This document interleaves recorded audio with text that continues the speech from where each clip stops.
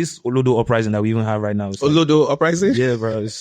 It's terrible. I promise you. It's like we're trying so much to accommodate unintelligent people and ignorant people because we don't want them to feel bad and all these things. So now they're now like the majority. It's Yahoo culture. It's not even just Yahoo culture. Now we have Peller culture.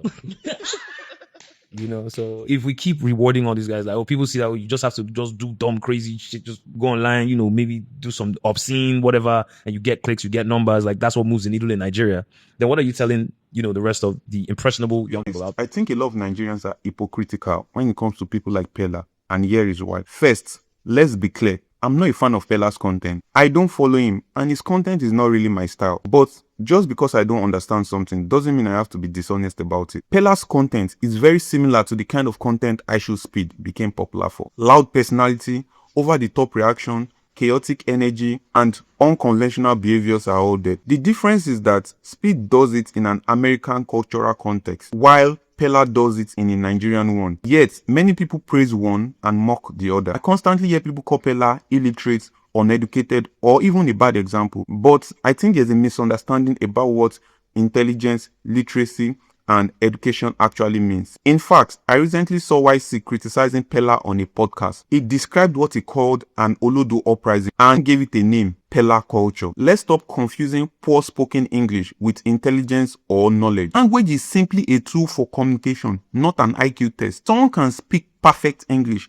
and still lack knowledge. Another person might struggle with English, yet be highly skilled, knowledgeable, and successful. Another thing Nigerians need to remember is that English isn't our native language. I am Yoruba. Yoruba is my first language. English is simply a language we use to communicate nationally. When someone struggles with a language, what they lack is proficiency in that language, not intelligence or education. So judging someone's intelligence by their English has never made sense to me. Same principle applies to formal education. Doing poorly in school does not necessarily mean someone lacks intelligence. School measures abilities like reading, writing, memorization, and taking tests, but intelligence is much broader. Some of history's most successful people would probably have been dismissed as Olodos if we judge them solely on their academic record. Henry Ford had little formal education, yet transformed automobile manufacturing. Richard Branson left school at 16, but went on to build the Virgin Group. Steve Jobs dropped out of college,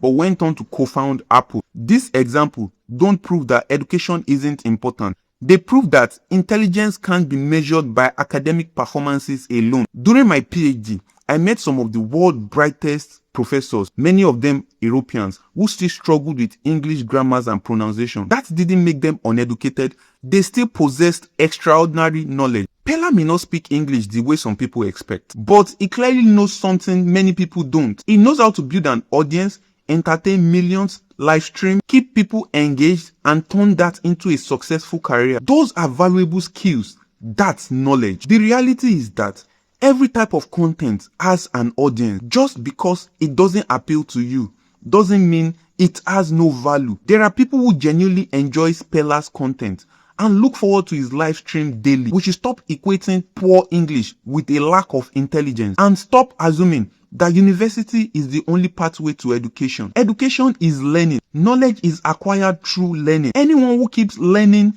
developing skills, creating value, and applying those knowledge successfully cannot simply be dismissed as uneducated because they don't speak English the way you would like them to. At the end of the day, if your definition of literacy, intelligence, and education begins and ends with how well someone speaks English and performs in school, then perhaps it's your understanding of those words that needs to evolve. I hope this message has blessed someone. Have a great day.